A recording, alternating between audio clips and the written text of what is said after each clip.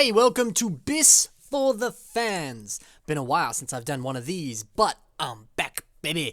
So I've been busy with university, that's why I haven't seen a lot of these for a bit, but now I'm on a bit of a break, because it's holiday time for me, so you're going to see a few more of these, as well as more Whip Workshop and all sorts of other things in this time off that I've got, so I can be recording a little bit more. So if you enjoyed this show, don't worry, it hasn't gone anywhere. So if you're new to this, you're like, well I know what the Bionicle Inspiration series is, but what's this? Basically, it's kind of just a slightly different take on your typical BIS episode. We specifically focus on one builder, and just sort of talk a little bit about just how they build, their sort of style, all that sort of stuff. So we're kind of taking a deep dive into what one dude does, their process, how they work, how they've grown, and then you yourself can kind of compare that to your own style of building or your own process and kind of figure out maybe some different routes that you might take, or sort of take an even more in-depth look at specific builders, so you see what they do, and you can apply some of that stuff to your own practice and stuff. And then of course we also look at a fan-submitted mock as well.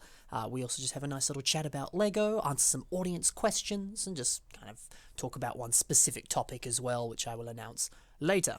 I lied, I'm going to announce it now.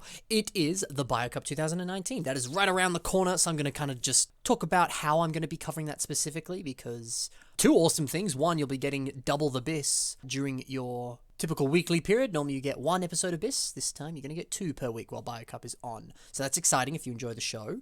And also I'll just be giving you a bit of a rundown of how I plan on covering it, because it will be pretty decently different to last time as well. It'll be a little bit more, but also a little bit less, but also a little bit more.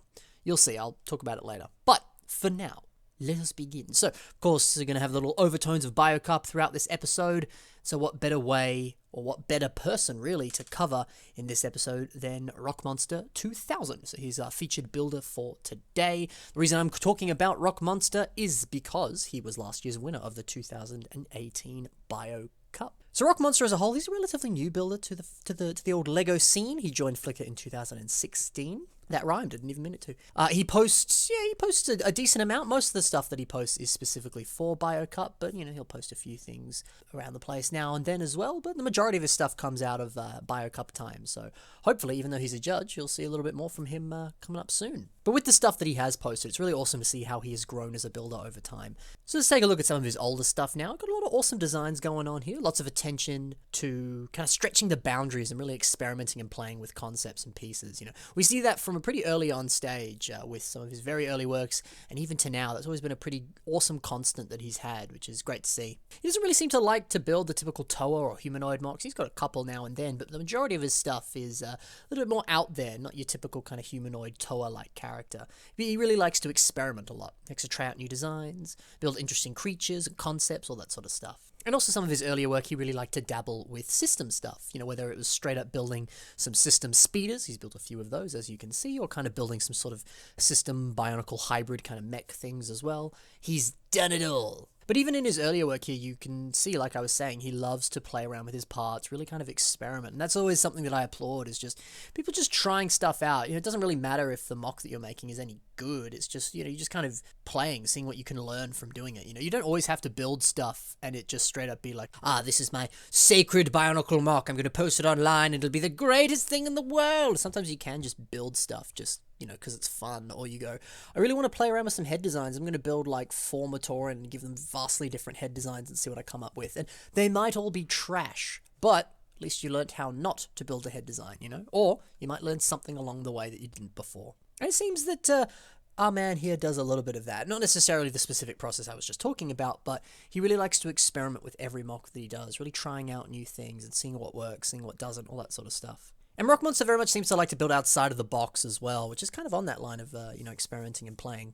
Especially because he really likes to use parts in ways that they really weren't intended for. I also think, too, Rockmonster's sort of earlier dabbles in system kind of have actually helped him progress over time with Bionicle as a whole. You can easily see the sort of style shift from his very busy speeder bike designs into his more sort of smoother and refined textures in his more modern speeder bike designs. You can kind of see things are a bit smoother, the textures are refined, and there's a lot more kind of deliberate choices. While some of his stuff might have been a little bit busier in the past, this time everything kind of has more of a purpose. Things flow together. He's kind of paying attention to kind of visual cohesion and unity and stuff like that.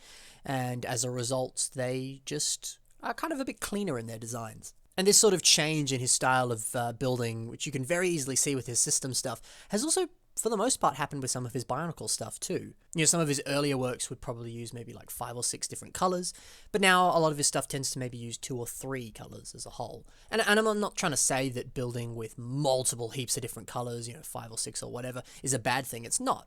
You can easily make a mock that uses more than that, and it's still a brilliant mock. But it's kind of that thing of ensuring that you don't allow your colors to kind of create any visual confusion or distract from the mock. You know, if you've got 7 different colors all on the one arm, it could possibly be a little bit kind of blaring and in your face and a little bit kind of hard to take in. Whereas if, you know, your mock is mainly just black with little highlights of blue or something like that, it's a little bit easier and kind of eye-pleasing for that matter. And it seems that rockmonster is really focusing on that now as he moves on with the current stuff that he's making. So yeah, in 2017, rockmonster entered the Bio Cup. He got into round 3, and then of course, like I said, he won last year's Bio Cup, but now he's one of the judges this year. Some of his very, very recent stuff really focuses on brilliant shaping and excellent color blocking and really, really compact, beautiful designs. And also too, a bunch of his recent stuff tends to use some of these Lego leaf pieces, which an awesome system piece that, as we've seen on his mocks here, works very well with all these Bionicle parts. So yeah, rockmonster overall, he's a pretty talented builder. I've always loved some of the stuff that he's been posting, and I'm very excited to see what else he can bring in the future. But yeah, that's it for our featured builder in this episode. Now, we're going to take a look at a fan-submitted mock. And this one is Paraka Beast by Joe Rees. So one of the things I really like about this mock are the awesome colors on this. You know, he's kind of blended a lot of different colors together. You know, we were talking just a little bit ago there. We were talking a bit about how, you know, using too many colors can be a little visually distracting. And, you know, at first glance, you might be like, whoa, dark blue, blue, purple, black, gunmetal. Like, whoa, that's like heaps of colors. But the cool thing about this is he's picked colors that are very close to each other in terms of the sort of tonal qualities. And in general, you know, like purple, blue, they slowly kind of fade into each other in terms of, you know, if you're kind of looking at a rainbow, that sort of stuff. And so as a result, even though multiple colors are being used, they all blend together very nicely. So I think that's actually some really awesome color play that he's got going on here. And certainly something to consider on some of your own stuff if you're, you know, playing around with the color scheme. Well, what colors or sort of shades of those colors are kind of closer? You know, you've got your... I mean, blue alone has so many shades. You've got azure, you've got medium blue, you've got sand blue, you've got your regular blue, you've got your dark blue, and I'm probably missing some more. There's other kind of friends colors that are close to blue. I think there's like a turquoise, teal. Yeah, there's heaps of blue that you can be playing with. Or, you know, other shades as well, like dark red, your typical red, sand red, all that sort of stuff. You know, there's a lot of different shades of the one specific hue of, you know, like red or green or whatever. So there's no reason that you couldn't put all of those into the one mock because, you know, they're all relatively close in terms of you know, shade or whatever you want to call it. And so, yeah, it's actually a pretty simple, easy color scheme. And then if you can find a nice sort of accent point to that color that's vastly different, could pop a little bit more, could look cool. I've done various episodes of your typical Bionicle Inspiration series focusing on color. There's one that I'll put at the end of the video as the suggested video. It is all about kind of going a little bit more into detail about color theory and color schemes and stuff. So if you're sitting here and you're like, oh, this is cool, I want to learn more about it, that episode's right up your alley. Hate to advertise it in an episode, but, you know, it's that thing of like, I'd keep talking about this, but I got other stuff to chat about. So yeah, awesome color scheme, really nice choices there using that, really like it. I also really like this kind of awesome hunch look that he's got. You know, some of these pictures here, he's kind of a little bit, kind of got, yeah, like that bit of the hunch in his back there, and just kind of the way his legs are bent and the claws and stuff. He almost has this kind of animal bestial quality to him, almost kind of like a werewolf or something, maybe not quite like a werewolf, but, you know, along those lines in terms of the physical structure. And it's funny how well that fits into the Paraka spine piece there. You know, I never really looked at that part as being kind of feral or animal-like, but on this mock here, it really works. And especially too, he's got this one photo here where the mock is sort of, you know, bent over like a dog or something, kind of almost kind of giving it this slight transformation. It might not actually be a specific transformation on the mock, but kind of looks like it, doesn't it? And yeah, I really applaud that, the kind of taking that Paraka spine piece and kind of focusing in on the specific qualities that it has and then adapting it into something else. I really like that. So yeah, fantastic work, Joe. Really like what you've done. Let's move into some audience questions. So I got 3 audience questions here. Typically, when I do these, I just put a shout out on Instagram and I say, hey, if you want to ask me some questions, I'm doing an episode where I am being asked, or I'm taking questions. So just send me them and I'll answer them on the show. But in this case, I had a backlog of questions, so I just grabbed it from that. But if you have any questions that you do actually want to ask on a future episode of BIS for the Fans, by all means, either send me an email to the typical BIS email, which is what you're seeing on your screen right now. Send it to that, or just ask them in the comments below, and I'll put it in a future episode. But 3 questions that we've got today. The first one is by Sir Iggs, and he asks, what is the biggest challenge you face when mocking, and what do you do to overcome it? The biggest challenge I face when mocking? I would say, I don't know, like, I've kind of got to a point where it's, like, Lego for me is so much fun that I wouldn't even really call it I would call it a challenge, yes, but I wouldn't call it like, like a massive hurdle that you have to jump over kind of thing. It's not like, you've got to run a marathon, and it's like, I don't want to do that, but okay, I will. And you have to train for months and get ready, and it's that, like, time to wake up at 5:30 in the morning and go for a 10-kilometer jog, and you're like, oh my god, and then you're like 5 kilometers into the 10-kilometer jog, and you're like, this is hell. It's challenges with Lego are never that sort of uphill battle where it's like, I don't want to do this, and then you get to the end and you're like, that was so worth it. Or you're like, that really wasn't worth it, but I did it, and I'll be happy later. For me, it's enjoyable when challenges come up, but I think, I guess the biggest sort of problem that I can face is motivation, and I say that differently. Like, there are times, like, for example, I just started a mock the other day that I've been putting off for a while because last few weeks of uni have been very full on with homework, which I've now all finished, which is great. But there were definitely times when when I was taking breaks and stuff that I went, I could start that mock now. And there was a part of me that's like, oh no, I don't want to start it now. And it's that kind of, it's straight up just an excuse is what it was, because there was a part of me that was just like, I'm just nervous about starting, like, how's this mock going to look? Is it going to be any good? Like, I haven't built it, like, what's going to go, I don't know, and all these thoughts sort of surround your head, and then you start to listen to those thoughts and you start to buy into them, and suddenly you're kind of justifying in your head that, like, I'm a terrible builder, how am I going to get this done, like, and often for me the starting part is the hardest bit, because that's when you have the stronger inner monologue going, you're going to fail. But as soon as you actually start, all that goes away and you're good. Like, starting can be the hardest part, especially too, like, often you can be like, where do I start? I don't know where to start. Do I do the legs? Do I do the head? Do I do the torso? I don't know. And then suddenly you just go, I'm just going to build a foot, like, whatever. And suddenly you've got a starting point, and then it's like, cool, I can easily keep going from there, And of course, problems will arise as you go along. You're like, I don't know how to make this headpiece look good. And if that's the case, watch some other episodes of BIS on head designs and figure out what they are, or just look at other people's head designs, get some ideas. Because it's that, if you ever have a problem, it's your brain telling you, I need more help, I need some ideas. So you go out, you find some inspiration, you come back, and you're good.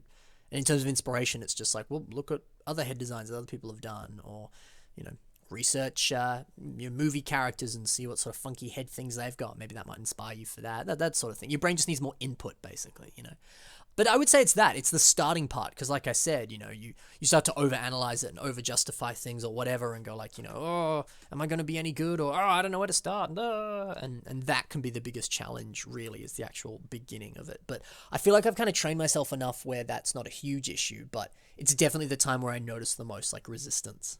So how I overcome it is just starting, it's that thing of like, this may be awful and this may be bad, but I got to at least start. And 90% of the time it's not awful, it's not bad, it's just you overanalyzing it sort of thing. Really, most of the time there's actually nothing to fear, it's just whatever it is, So yeah, that I would say is my answer to your question, Mr. Iggs.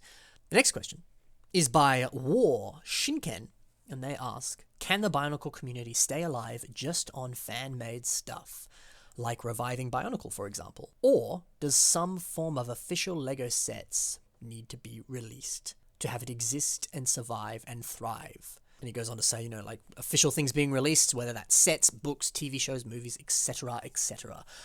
Well, yeah, of course it can. Look at this channel. Huzzah. Look at the Bio Cup. We had 200 people join it last time.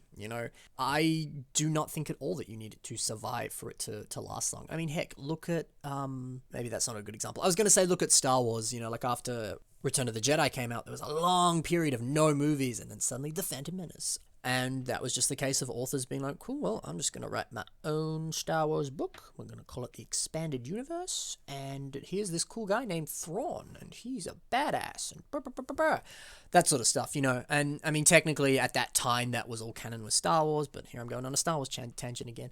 But it's that thing of, like, inevitably people will come up and make up their own stuff and roll with it. And it's that thing as, like, as long as there is an active community, or even just a community of people enjoying it, celebrating it, making stuff from it, that's really all that matters. And I've said this in the past. I don't understand this whole like, but will Bionicle die? It's like, no, of course not. People still like freaking Galador of all themes. That is like, you talk to most AFOLs, most of them will be like, the worst LEGO theme ever was Galador. And yet people freaking love it. I am one of those people. Galador's awesome. So of course it'll survive. I don't think they're, like, of course, always happy to have a healthy debate about, this sort of thing. But part of me goes like, hey, of course it'll be around, There's no reason it won't be. Especially now, like the last, one of the BISs I posted a while ago, that thing's on like 40k views almost. Bionicle is still around and thriving. People love it. Yeah, just because there's no sets for it doesn't mean that. I mean, heck, people are still building classic space stuff in the system community, and classic space is a much older theme than Bionicle is. We've had little snippets of classic space showing up in typical LEGO sets, but people were building it way before stuff was showing up in sets, and would probably still be building it even if stuff wasn't showing up. So I don't think we need any sort of official promotional stuff, movie sets or whatever, for it to be alive and thriving. I think having that stuff will help it be stronger, by all means. It's like when G2 came back, there was a huge influx, of course. But no, I really don't think so. I think that it'll easily be alive and thriving like 20 years from now. You can quote me on that. The final question here is by Payrax X Godslayer, and they ask, what do you think of mocks with the simple chest piece? Now, I don't know what you mean by the simple chest piece, but I assume you just mean, like an Anika torso, or like a Hero Factory torso, or, the typical prefab torso pieces that you would get on a LEGO set. You would go out and buy Natalie Breeze, and you just straight up use her torso and put that on a mock. Man, if you asked me like 5 years ago, I'd have been like, if you don't go custom, you suck. And that is not true at all. But nowadays, I think, hey, just build something. Doesn't matter if it just uses a simple chest piece like you're saying there, or if it uses, prefab pieces or whatever. If you're having fun and you're building it and you're happy with the result, then that's all that matters, And heck, I've seen a bunch of amazing mockists who will use Anika torsos or just typical prefab torso pieces and build incredible stuff. Take a look at Alayra's stuff. She does it all the time. And people widely regard her as one of the best builders there is. I will 100% agree with that too. She's a phenomenal builder. Yeah, just because something uses a typical prefab piece does not at all make it, simple or wrong or whatever. Really, I don't think there's any, at least in my terms. There'll be other people who disagree with me, and that's totally okay if there is. I'm more than happy to hear their opinions on that. But I don't really think there's any specific piece that you could use that would make it in any way, like, bad. I don't know. I guess it's that. It's like, there's don't stress out too much about, whether or not your mock is too simple or too complex. I've said that thousands of times.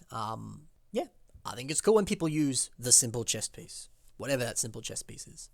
So I say chest piece. That's the second time I've made that mistake. I need to emphasize my T's more. Chest piece with a T.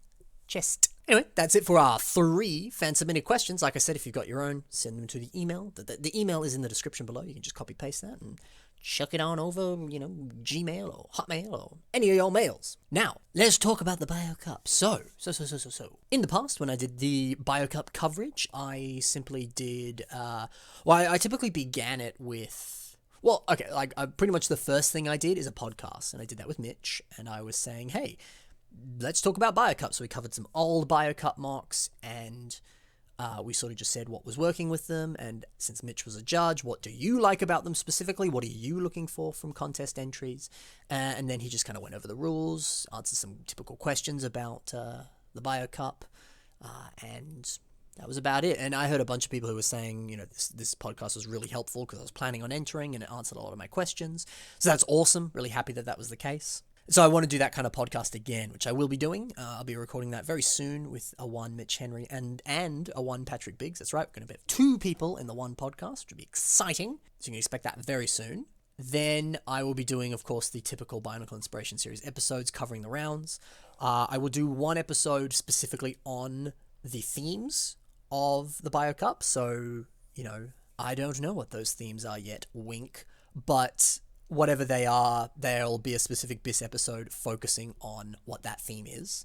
So that way I feel like, I really want to build for the preliminary round or for round 1 or whatever, but I don't have any ideas. Well, then watch the episode and that should hopefully give you some ideas, something to think about. Then, of course, so I'll obviously do that style of thing, and then as entries start coming out, I'll do episodes covering the entries. In the past, I believe I did like 3 or 4 episodes per round. And as cool as that was, I don't think I'm going to do as many this time. I think I'm going to do 2 episodes per round. So I'll do 1 episode sort of midway through the round, kind of covering what's been posted, and then 1 episode at the end of the round, kind of covering the winners and some of my favorites, and some of the ones that didn't make it through as well, giving them a bit of love as well. So what you'll get is 1 episode focusing on the concept, some ideas for that, so not even related to the mocks that have actually been entered, just here's some stuff to think about so that you can actually build it. Then you'll get 1 episode on mocks that are in the round so far, and then an episode on the winners and the losers and everything in between. And then the other thing I want to do, and this will be very sporadically put throughout the rounds, so obviously I'll do that 3-3-3 thing with every round. And then I'll disperse some podcasts throughout as well, probably. But the new thing that I want to be doing, which I didn't do last time, but I'm very excited about, is I want to do little sort of shorts that kind of cover the rounds. So, with like ESPN, now, I'm not much of a sports guy, but I roughly understand the old hand egg and the old kick and whirl. But on ESPN and stuff, they do all the sort of like, coverage things. You're like, after the game, and it's, Dave Davidson and Billy Bob Joe, and they're talking about, that play with Dave Hujimawatsit was amazing, and what can we expect from the future things? Who do you expect to win? And like that sort of ESPN style, like coverage of the match kind of thing. So I want to do that. So I'm going to get 2 Binacle characters or maybe 2 minifigures or something and have them like sitting at a desk and they'll be like, commentating on the game and stuff. And then they'll pick their top picks for who they think are going to win, and then kind of cover the winners and be like, what a shocking twist coming out of the round. If you're like, what are you talking about? Check out, I did a video on reviewing a Lego set, which was the Venom mech and the Spider mech. So the review I did was like the mech showdown. And you can check that video out. I'll put the suggested video bit at the very end of the episode. So if you want to watch that, stay till then. I did a little commentary thing throughout that review. Something in that style is what I want to do for BioCup. So I think that'll be really fun. And then I'm going to interlace, quote unquote, ads into the video. And you might be like, ugh. I'm like, no. They're not ads. They're ads, but they're not ads. They'll be funny ads. So it'll be me like just making jokes. Like, for example, the Patrick Biggs coat guy ad, I'll put that in there. I have a whole bunch of others as well planned. It'll be like funny, dumb joke ads. There will be no actual product placement or things that are like, give me your money. No, it'll be come on down to Tahu's sword factory, like something funny, probably with like BioCup people or judges or just making puns and jokes. You'll understand when you see it. It'll be funny. I guarantee it. You'll have a great time. So something like that is coming, which will be like, I'm super excited about. You'll see what it is. Maybe I don't know how well I'm explaining it, but more or less I've explained what it is. But if you're still a little bit like, I'm not sure what this is, I'll post them soon. You'll see what they are. And you can get excited for that in the meantime. So that's it for my kind of scheduled plans for the BioCup 2019. Stay tuned for that. It's going to be a really fun time. And of course, as well, you might be worried. You'll be like, oh God, while he's covering the BioCup, he's not going to be doing typical normal Bionicle Inspiration Series episodes. Not true. I will, of course, be posting those on Saturdays as per normal. So this is just an addition. You'll be getting double the BIS. Multiple things. Huzzah. So if you like my stuff, you're getting more of it. That's it for my schedule. But BioCup as a whole, BioCup in general. When I posted the trailer, a few people were like, I'm not going to win, so I'm not going to enter. Sure, that's up to you. If you don't want to enter, that's okay. But here's some advice that I've got for you. When you enter a contest, do you want to win or do you want to have fun? Because in my opinion, I'd rather enter a contest to have fun. And the winning thing, that kind of comes secondary. If you win, awesome, that's great. But really, for me, it's about, hey, yeah, cool, I want to participate in the fun, have a good time, enter, see what I can do, be a great time. So by all means, if you want to enter the contest, do it, but do it to have fun, because that's really what it's about. If you don't think you're going to win or you don't think you're very good, really that doesn't matter. Just have fun, make something cool. And you never know, you might be way better than you think and you might make it into the second round or the third round or the fourth round, or you might even win. Give it a try, It's that thing. Are you willing to risk it all? Give it your all, and if you're invested in this, you put every bit of energy into it, you give everything that you've got, then you're pretty likely that you'll win because you put 100% into it. But then are you also willing to risk the fact that you put in 100% and then you still fail, Because that's always a possibility too. But Maybe you won't. Maybe you will. And that's the thing. If you do that, you pour in all of your energy, you 100% give it your all, and you have fun doing so too, and you lose, you're still going to have fun, and you'll definitely learn something as a result. You'll realize like, oh, okay, this is where I need to improve, that sort of stuff. And don't take it personally too if you don't make it into the next round, because it's not a signifier of how amazing you are as a builder. You know, whenever I enter contests at LEGO conventions, I always walk around myself and I go, these should be the winners. I love these guys. I think these guys have done an incredible job. This is why, great techniques, really unique concepts, blah, blah, blah. And then the awards get announced, and sometimes the things I pick win, and sometimes they don't. And there'll be times where I'm like, why did that win and that didn't win? That's freaking amazing. And I'll go up to the builders and I'll be like, dude, you were robbed. You should have won this award. And I've spoken to some people in the past, and you can see that they're like, man, I wish I won. Like, this is rigged. This is dumb. Like, meh. But there's one guy I've got who's a really good friend of mine. He constantly would lose, and I would constantly be going up to him like, dude, like, I love what you've done so much. You should be so proud of this. And he's like, yeah, but I didn't win. And I'm like, yeah, but you deserve to. And now he'll come up and he'll be like, hey, I didn't win this year, but you guys liked what I build. This other cool guy liked what I build. And I actually really only care about those two guys' opinions because they're actually really good at building. Whereas the judges, I don't know, they're just some schmoes, And it's that. One person might like what you've built, and one person might hate it. And one person might think it's the greatest thing in the world, and they absolutely love every ounce of it. And the people who are judging might be the people who hate it. Or the people who are judging might be the people who love it. It's so circumstantial, and it's so opinionated. It's so whatever it is. If you lose, it's literally one, or in this case, 5, because there's 5 judges. It's literally 5 people's opinion. That is not a signifier on whether or not you are good. Ultimately, the only signifier on whether you are good is if you like the mock yourself. And if you did, sweet, you're the winner. Yes, you might not win a prize, but who cares? If you had fun, that's all that matters. So that's what I recommend. You give it a chance. Just see what happens. And if you're entering and you're like, I got a pretty good chance to win this, Ben. I believe in myself. I can do this. Then I leave you with this. It's a quote by Darth Maul. Doubt will only lead to failure. If you are entering, never let doubt into your mind. The minute you do, that is the minute you fail. Trust me, I know. As you're entering the contest, be humble, but also sit there in total confidence that what you were doing is awesome, that you will win, and that you'll be amazing, and you'll get way further than you did. The minute doubt enters your mind, it starts to trickle into your art, and then you doubt yourself, and you don't do so good, and blah, blah, blah, blah. So what I was talking about before, that whole starting thing, how that's the sort of one of the bigger issues that I have with mocking is, oh, do I want to start? Oh, I'm starting to doubt myself. Oh, can I actually do this? Oh, da, da. And then I actually start, and I just get it done. It's kind of down to that. Don't let those doubtful thoughts enter your head, because then you're going to sabotage yourself. Enter and go, I got this. I'm going to be amazing. And keep repeating that to yourself. And guess what? You'll do a pretty good job if you are. So it's that winning mindset. Don't let the loss or any thought of it enter your brain. Always think that you'll win and you'll get far. I promise.